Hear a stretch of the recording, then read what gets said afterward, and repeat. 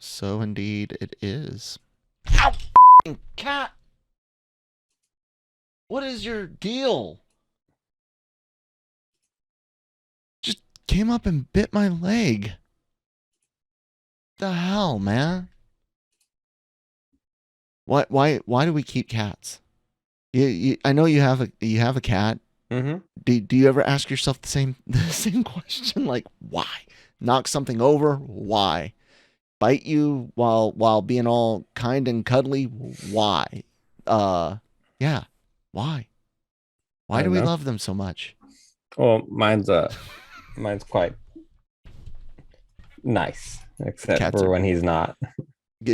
cats are jerks. That's just the truth of the matter. Yeah, Much I like agree. much like birds, which is funny because birds and cats are mortal enemies. Anyways, guys, welcome to the Daily Cup of Genre here on the Genreverse Podcast Network and YouTube channel, powered by LRMonline.com. Go there every day for all entertainment news, needs, and opinions. If you're listening to us on your favorite app like Google or Spotify, Apple, Sounder, our new distributor as well, please give us a follow. Leave some reviews, especially on Apple. And then if you're watching us on the YouTube channel, I am so sorry. These are the faces you have to deal with on a Friday. But Well, hey, hit the red subscribe button and enjoy all the great podcasts and reactions and other content here on the YouTube channel. I'm Kyle at that Kyle Malone. That's Manny on Twitter, and that's Manny at Manny Gomez Media on Twitter. And yeah, man, I actually have something a little horror-y to talk about today. But how you doing? I'm all right. Yeah, I didn't get home until a little bit later last night because they got me cake for my birthday at work, so that Ooh, was nice. cake. Um, Happy belated. well, thank you. It was funny because like when people were talking to me when I first got to work, I was like, I'm gonna like mess with them a little bit. So everyone was like, "Happy birthday!" I was like, "Well, thanks, guys. Just 1 year closer to my death," and I just kept walking away. And then I turned around. I was like, "I'm just kidding." That's hilarious. I didn't get a chance to, but I wanted to hire someone when my dad turned 50. I wanted to hire someone to dress like the Grim Reaper and just follow him around all day. Oh, nice. So I'm gonna save it for when he turns 60 in a couple years. Oh man, death is not funny, unless it is. So Manny, are you a fan of Hellraiser? Nope. Not at all the original movies or books or anything. The thing is, I recently watched that too. Hmm. Like about a year ago, I think, actually, just because I had never seen it. Mm. The only place I'd ever seen Pinhead growing up was Spencer's hot topic. besides that, yeah, was on like movie boxes when we used to go to the movie rental places Oh back in yeah, the yeah. day. But never really caught my attention too much. It just looked I don't know. It just wasn't my cup of tea. And then I watched the movie, and definitely wasn't my cup of tea. I'll be honest with you, I still have no idea what it's about. Well, the original one explores the fine line between pain and pleasure, the fine line between sanity and insanity, and then it's just meant to be body horror. I mean, that's the main thing about it. You can try to dig in deeper into a lot of older horror movies, but most of them are fairly shallow as far as messaging or whatnot. And but it's good for body horror. I always my one and only issue with it really was besides the endless sequels was the name of the bad guys, the Cinnabites. Like it just sounds like Yeah, yeah, it that's sounds like just a weird. tasty cinnamon treat. Like you'd go to the movie theater. Yeah, let me get an order of Cinnabites, please. Hmm. But like all things new these days, there is nothing new, and we're getting a Hellraiser series coming to Hulu, and now we've got our first look at the I mean, the original Pinhead played by a male, but it's a gender, asexual, androgynous, whatever looking type of being. But now we've got a female Pinhead playing a female playing the character of Pinhead in this rebooted series. Jamie Clayton released her first official image on Twitter. And I mean, it looks fine. You could see some, you can't show too much because, again, it's body horror stuff. But I dig the makeup effects. I dig the aesthetic. And yeah, man, what do you think about it? Have you seen her? I've seen it. Don't care. Just don't care at all. No, like it just did not appeal to me at all. And so I care less for this than I do Chucky. Do you think, well, that's what I was going to kind of ask. Do you think that doing this particular one in a series versus a rebooted movie, if you will, do you think that will work better? I mean, I particularly am not a big fan of horror series because I think horror, you can draw on too long if you in most series. Now, something that's episodic, or serialized, is that the word, when it's like monster of the week type stuff, that can be better. But long form, 6-7 hours worth of one horror story, I don't know, man. I get bored. I get kind of the heightened tension that you have to have going through so many episodes. It becomes like too much. I feel like stretched thin there and bored. So I like movies with good horror pacing. But do you think this one could possibly work as a series? I'm the wrong person to ask that. But I mean, Evil is pretty good on Paramount Plus. Mm-hmm. I've never had an issue with that with Mike Coulter. That one was okay. But I do kind of also like the episodic versions of it instead of a serialized one. But Evil's an example of how that works. Okay, I guess you can kind of count The Walking Dead as horror, and that's worked forever. It is. And I should correct myself. It is a Hellraiser movie, not it's a movie, not series. Okay. So whoops. The quicker we get rid of that, it'd be good. Yeah. The conversation is there because it's not serious.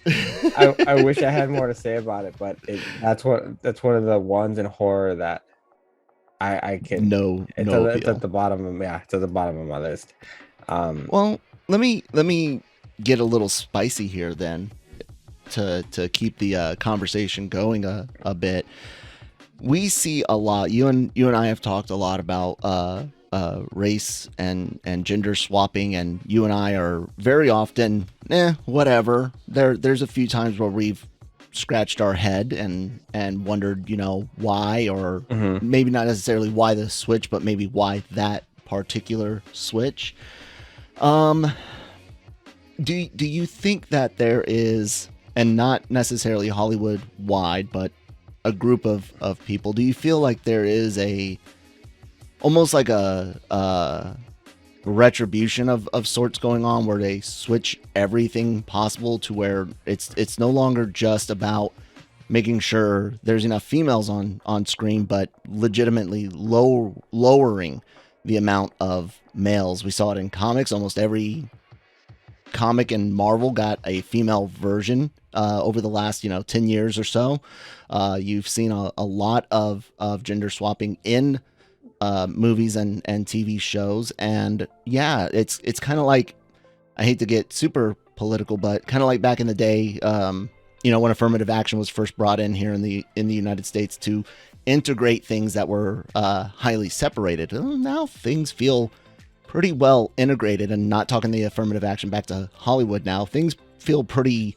There's a lot of female-led things and a lot of male-led things. I mean, do you think there's a little bit of like male replacement going on here at all, Manny? I'm not gonna lie, that thought does come through my mind every now and then. Especially, and you know what? It was funny because I think it was a Hellraiser image that made me think of that the other day, and I was like, oh. and then I was like thinking, it's like I don't want to be that guy, but I was like, man, does everything? I was like, does everything have to be a female now? And Yeah. and such a quote unquote empowering and inspiring character for like okay, like, but then I didn't. I just said, okay, fine, whatever. It's not like I'm gonna watch Hellraiser anyway. So I just let it go. But yeah, the thought did go through my head, and while there's moments where sure, that's fine. Yeah. Sometimes done for the wrong reasons, or every character now has to have a non-binary or LGBTQ character. Oh, every series having a checkbox of what they have to have on screen. But the thing is, it's not. I don't feel like a lot of times it's done genuinely. I feel like it's done as a checking a box. Yeah. And I think that's my bigger issue sometimes. It's just like, it's like you guys didn't like, you guys made this character this way and then highlighted the fact that they are this type of character just so you can, like you say, check the box off. So you kind of almost do that community a disservice. Mm-hmm. So it's kind of ridiculous. It's all in hopes of being quote unquote woke, or getting points, whatever, getting social credit points. I guess. Yeah, and instead you don't end up getting anything at all except looking stupid and pissing off a bunch of people that were diehard fans sitting here scratching their head on why you might be drastically changing things. Marvel did a terrible job at just throwing everything at the wall that can be changed or whatnot, and I don't think it everything worked. We had female Wolverine, we had female Sorcerer Supreme, we had female Thor, we had a female Iron Man, and yes, I'm using the male counterparts, I'm not using the female names, not in any sexist way, but just so people that might not know comics as well can hear that there were female versions of all these other characters. And again, there's been plenty of them that are fine, work great. You just watched Sandman a few weeks ago and sung the praises of Gwendolyn Christie as Lucifer. Oh yeah, that worked really well. Yeah, so yeah, Lucifer's not really defined by a gender, dude. Lucifer is an angel, so whatever. Right. And that's kind of where I think a lot of people miss out on the nuance and context, and the question here isn't whether any one particular switch is good or bad. It's just the general trend of switches. And I mean, I'm one of those people that I honestly believe the two wrongs don't make a right. And I'm always talking, if you follow me on Twitter, I'm sorry, but I'll constantly talk about, today people care more about scoring points, getting retribution versus making things better.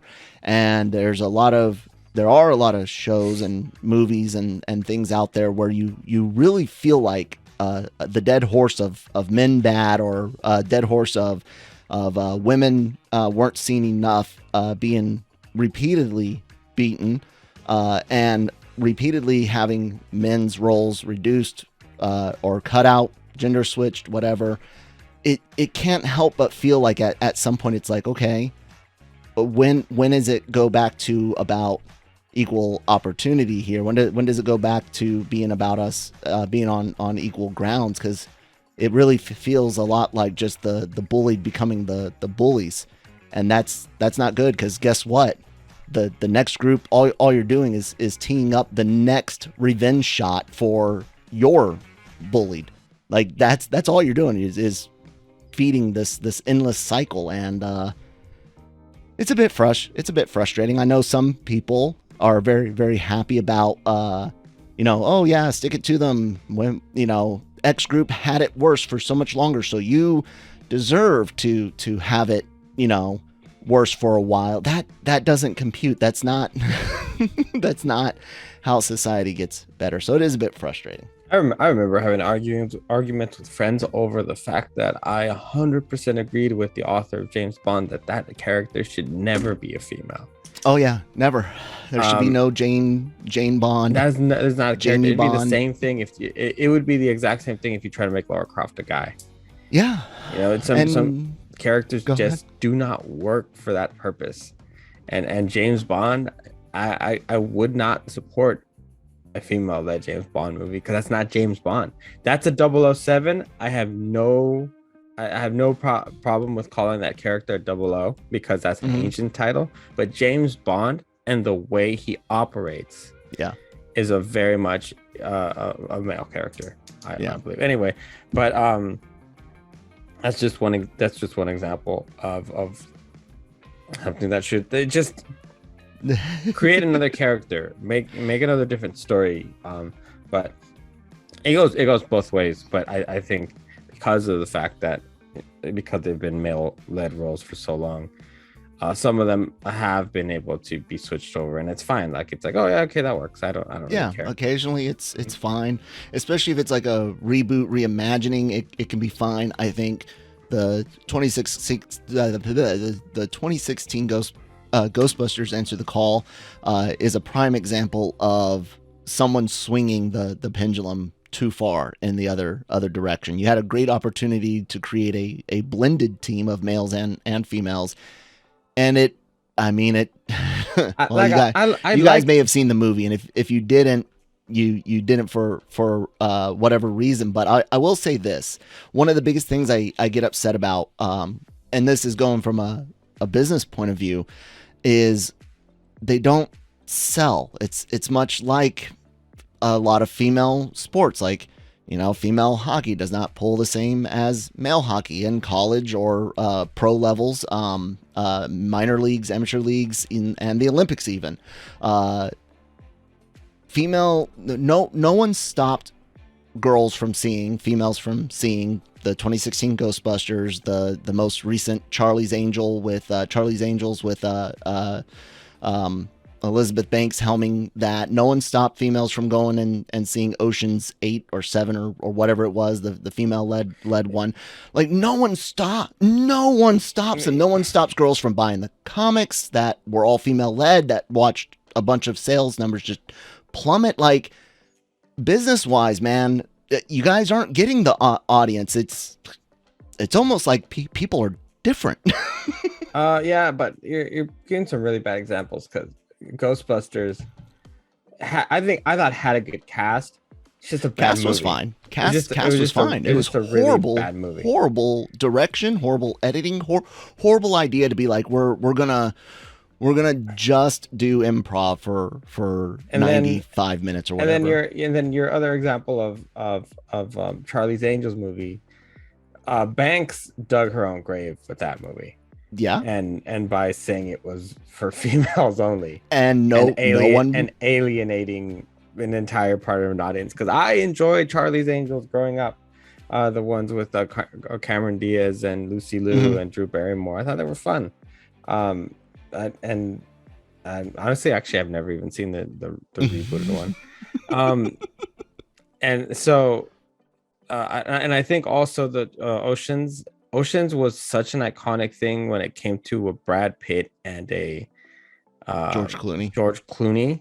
Not having those characters. Oh yeah, Matt Damon's character, always trying to get some validation. I thought that it was it was one of those bad calls where it's already been established so hard by such an A-lister that you're kind of setting yourself up to fail. Well, they complained using the men in the advertisement. Remember that? Like, people complained, oh, you're using the Matt Damon character to say, hey, look, it's connected. Why not let it just stand on its own? And when it was released, it did better than some expected, but it still was not a major hit. And my whole point, no one's stopping anyone from seeing it, including no one's stopping the women from going to support other women's projects. I mean, there's a ton of women-led projects that has done well, and I disagree completely also with you about the Olympics and women, because Simon Biles, for example, is a huge draw. Gymnastics has always been a bigger draw for females over men in the Olympics. Yeah, I mean, but there's a lot of sports in the Olympics that do very, very well. Just to say that does under. No, I gave specific examples. I gave a specific sport, not the whole thing. In general, outside of a few specific sports such as in the Olympics, you have gymnastics, figure skating. Usually, Winter Olympics, the female like slope sports will do pretty decent. But then when you look at hockey, yeah, men dominate. The female USA and Canada game will always be popular, but overall the focus is on the male tournaments. And I mean, we could go into college sports, but and then of course there's other pro sports where females are either on equal standing, if not loved a little bit more. You look at things like tennis. Tennis got a lot of big female superstar names. I could probably name more female tennis stars than I can name male tennis stars. So there are some breaks out there where the appeal is to either enough females or enough of both. But business wise, again, all of these Switch type projects, not necessarily female originals, they're not making the money or the audience. And it's kind of like, at what point does Hollywood stop, change directions, switch it up? I don't know. I don't see it necessarily as a problem anymore. Because, like, for example, in House of Dragon, it makes sense. Like, I understand the story and I know what they're doing there. And it's cool. I love it. I don't necessarily see it as a problem in Hollywood anymore. There's just some examples of it, but for the most part, I think it's it's all right. It's fine. Yeah, there's times it works, times I feel it doesn't. I think there might be an issue. I have more issues with continuing to tell the same stories over and over again. Oh yeah, which would beat it with a dead horse, than to find other new original stories from other cultures that you just don't feel like exploring, or we talk about that all the time. Yeah, or because you just not cultured enough. I mean, in other words, you don't read enough things, or reach out and learn from other cultures. You just know those one prime stories instead of going out and seeing what else is out in the world. I did want to talk to you about real quick. I know this is something you do with Nick, but I saw that you had an issue with She-Hulk. Yeah, on Twitter, my Twitter review. Yeah, man, it's becoming just one. It's starting to spin its wheels again. Here we are in the middle of a series that's supposed to be a legal comedy, and I feel like we've gotten a whole whopping maybe 5 minutes of legal-based comedy. There's plenty of other things you guys could look at to see how legal comedy should be done. Things like Ally McBeal, which was majorly popular back in the 90s, and Night Court. You remember Night Court? So I was expecting a lot more of, even though the writer said that they couldn't do big rousing court scenes, I still expected there to be more legal based humor. I love Jen testifying in this most recent episode. That was great. That was perfect for a legal comedy. And I even liked the judge being impersonated, and then the elf being the shape-shifting elf being all ridiculous. That was fine, but I hated Wrecking Crew. Oh my god, their weapons looked stupid, their costumes looked stupid, their acting was atrocious, and I'm like, oh god, you guys are connected to the Hood in general in the comics, and I don't know if they'll be connected to the Hood for the MCU, but they did mention, their boss. They didn't say a name. They're just like something about the boss, and that makes me worried for Ironheart, because if the Wrecking Crew is that awful, god, I can't imagine the Hood being done very, very well. I like most of what's been out there. Christine and I both are like, okay, we get it, men bad. We can move on. You already have like a toxic male character. That's fine to let him continue to be that. But every episode has basically done the exact same thing, and now it's like, well, can we start moving forward for me? So yeah, I this is one of the few times that I agree with Nick that I think it's fantastic, and not from a technical standpoint. I think I'm just having fun with it. I've accepted it for really what it is, and maybe maybe it's because no, too many times Marvel Studios has taken itself way too seriously, and that's annoying. And then when it tries, I'm not complaining about there being too much humor. I'm fine with the amount of humor. It's the execution and the type of humor. We're watching She-Hulk attorney at law after the first episode of Origin Story, and then of course threads that go through. We should be watching a legal comedy, a court comedy.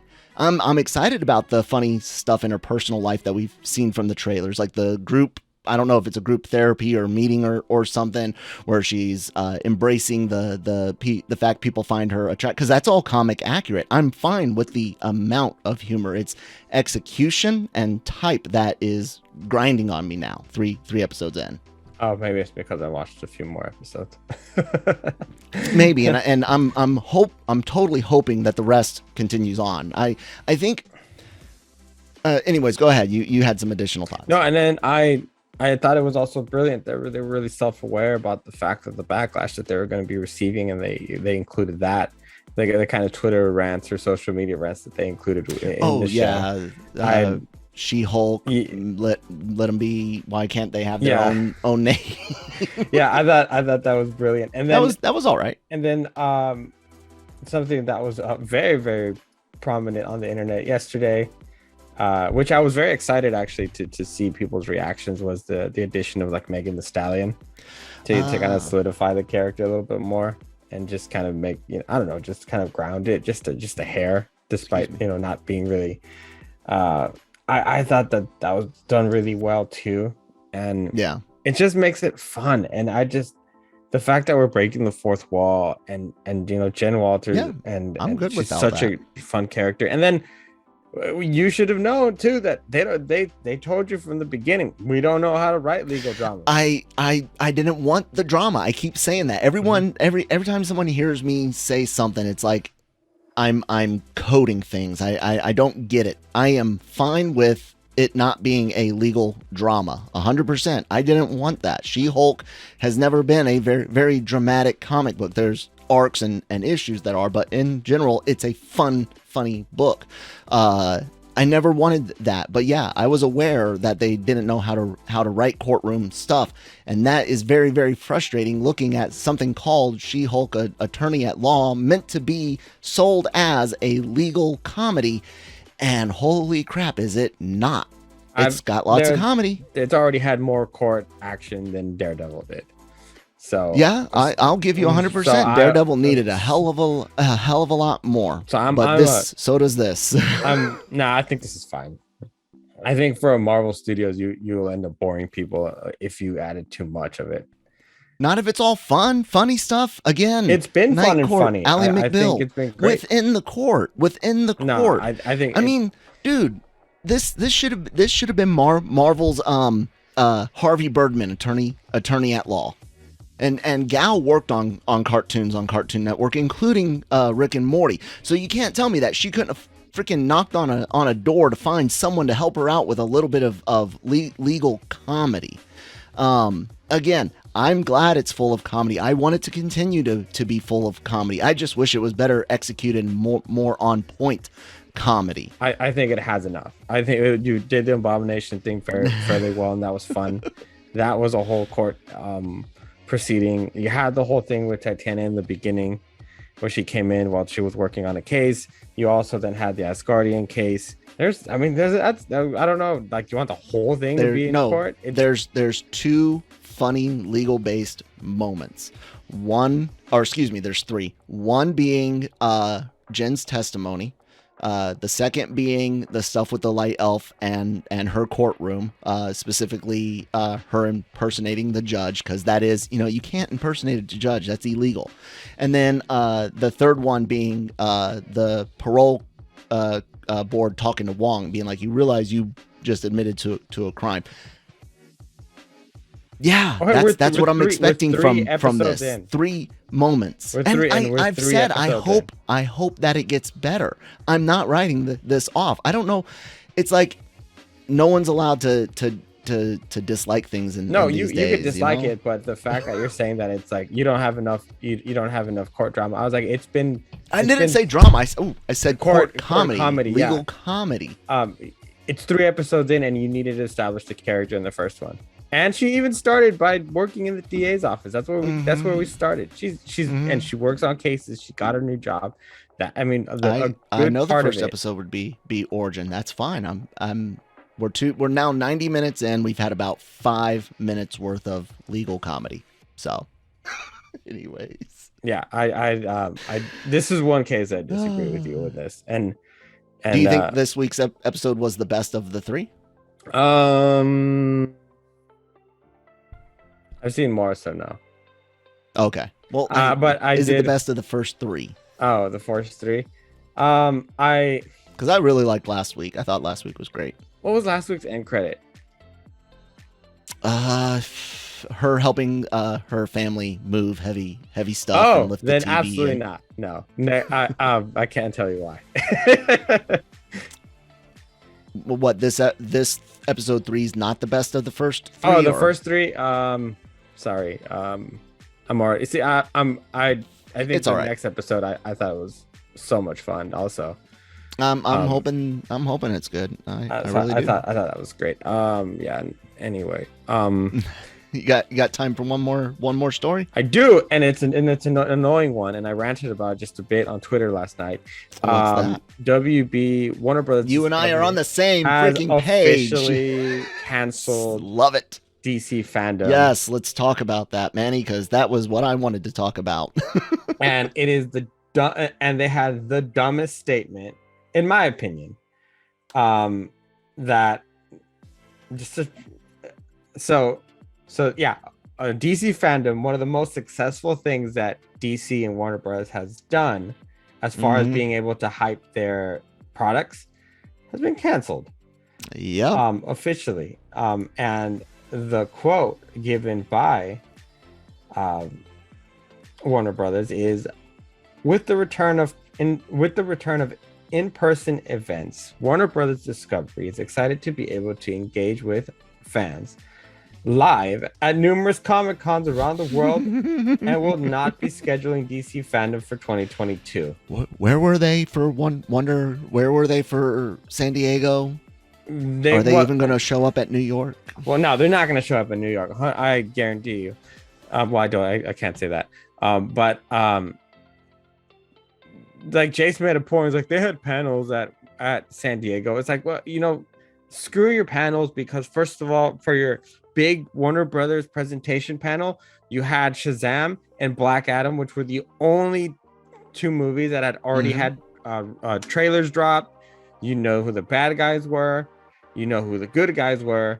There was nothing new in that panel. Nothing other than Rock's badass entrance. Yeah, that was literally it. And then here comes Marvel in the afternoon and dropped a ton of just bombshell announcements, including Avengers movies, including the name of the saga, TV shows. They had cast amongst cast. But then again, I can't blame Warner Brothers too much, because hell, their main superstar was on the run. Yeah. And Ezra Miller Chronicles. And for whatever reason, your most successful and the most viable character, you decided you have not greenlit his second movie yet. Soups. No, Batman. The Batman. Okay, I thought you were me making another Superman joke. No, and Superman will stay in the Fortress of Solitude until they can figure out what to do with him. Or has Henry Cavill playing him? Is he not? But to say that you're going to be present, then you should have been present at San Diego with a damn booth. Then I think rumors, or what I've been told before, is that the crew that handled that, they don't necessarily work for DC anymore because everybody got canned. unfortunately, there were a lot of them are amazing folks that I got to work with for years.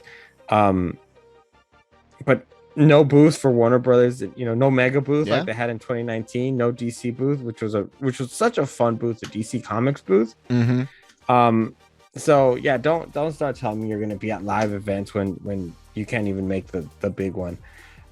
So we'll see if 2023, if they're not at San Diego again with the booth, we'll see. But for now, this announcement, I was like, BS, like you go to hell. And Yeah. DC Fandome brought people together from all around the world, and it was Fun. fun, and it surpassed every time anything Disney tried to do virtually like that. Yeah. There, Disney Plus Day was ridiculed always. Yeah, but DC Fandom did such a great job at pacing their announcements and having the right people on, and it was just long enough where you can tolerate being there all day, and being excited for what they dropped. Hell, that's where we first saw Black Adam. That's where we got some first looks at the Batman, sort of concept arts for the Flash. Yeah. Including the announcement that's where Michael Keaton was going to show up as the Batman. I think and then Milestone Comics and everything that they were working on with that. So yeah, I have a little attachment to it just because as a DC fan, I like being excited about DC projects, and now it just for the moment, and it really is for the moment, because I understand you're kind of restructuring everything. Yeah, it makes us a little upset, but to say that in particular, instead of saying something like, we're currently restructuring DC and our vision, and we're just not comfortable with a DC Fandom event at the moment. That would have been a better statement than we're gonna be at live events, and it's like, you weren't at San Diego, shut up. Because right now they don't have any credit. They don't have any credit with DC fans at the moment. Yeah. My whole thing, I think this year really needed a DC Fandome, because like you said, they really haven't been anywhere and done anything really big, but at the same time, where they, like you said, they're doing their restructuring. There's a lot of things canceled, a lot of things being shopped around, and a lot of things that are probably in severe negotiations on contracts and cost and things like that. So it kind of also makes sense that they wouldn't necessarily have anything, because they might not even know what they can announce. That being said, this is an incredibly inexpensive, relatively inexpensive and efficient way to build buzz with your fan base, which, let's face it, the DC fan base needs some buzz, and to not even do anything. And the cool thing about it being called DC Fandome is it can cover animation, it can cover shows, it can cover video games and comics. It can cover a lot of stuff that you guys got going on, and things that people might not have thought about, especially games and comics in the last few months, while Ezra Miller's been running around like a banshee with whatever cliche stuff you want cut off or what have you. It is frustrating. I feel bad for DC fans. There was that time a couple years ago where everyone was like, man, DC, the momentum swinging their way. You're more excited about things like the Suicide Squad, like the Batman, than you are for whatever Marvel's got in the pipe. And boy, did the heads at Warner Brothers ever squander that. And I don't necessarily mean the new heads, both, because the new heads are doing what they're doing because of what the old bosses had done. Streaming is not sustainable. Anyways, you got anything else to say on the issue, Manny? No, I just don't think right now Warner Brothers Discovery has any credit with DC fans, like I said earlier. So they have a lot of relationship repairing to do, because like nobody really wants to really believe anything they say, because their first big move, I should say, was cutting out a movie that there's a lot of people excited for. Yeah. And then just not saying a word. So Yeah. I think that you're right. A fandom would have been a nice way to, hey, this is where we are. Maybe it's not even a whole 8-hour show. Maybe it's a 4-hour show. Yeah. Or maybe it's even less. Maybe it's just an 2 hour hours. or two. Yeah. And this is DC fans. This is where we are. And it's not even as, and because you already have, I'm sure they still have like the infrastructure of the graphics and everything of how they did it.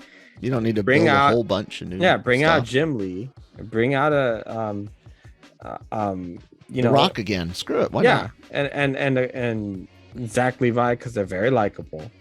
Mm-hmm. Hell, just bring Matt Reeves and let us know. And then you have some of the TV stuff too. Stargirl just started in this new season. Pennyworth is going to start in next season.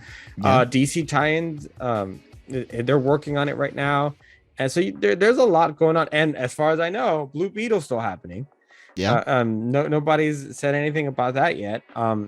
And I'm sure that you're so confident about the Flash. Have Sasha Calle show up. And you know, do a little super Michael Keaton. You have him, and so there's a lot you could have done for a few minutes of, hey, you know, this is where we're at. We know we know a lot of people are upset, but you know, we're working on getting you the best product possible, which I would have been like, all right, cool. Anything would have been better than what we got. Or what we are getting. So yeah. Anyways, guys, thank you for listening to us ramble on all morning for you, probably afternoon by the time you guys are listening to this, because I've got Breaking Geek Radio, the podcast, coming up, which you guys can find on your favorite podcast app, along with the Daily Cup of Genre Anime Versal Reviews, Marvel Multiverse Mayhem. We are doing She-Hulk reviews. We missed this week, unfortunately, due to unforeseen issues earlier in the week.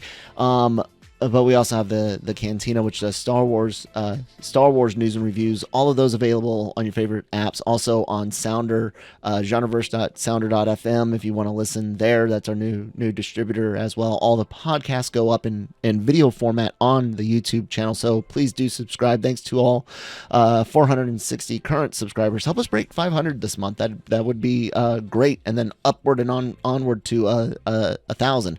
Hopefully before the end of the year. We also do genre shot trailer reactions and AVR Squared, which is anime reactions. Currently doing Classroom of the Elite Season 2 and Violet Evergarden. So check that out.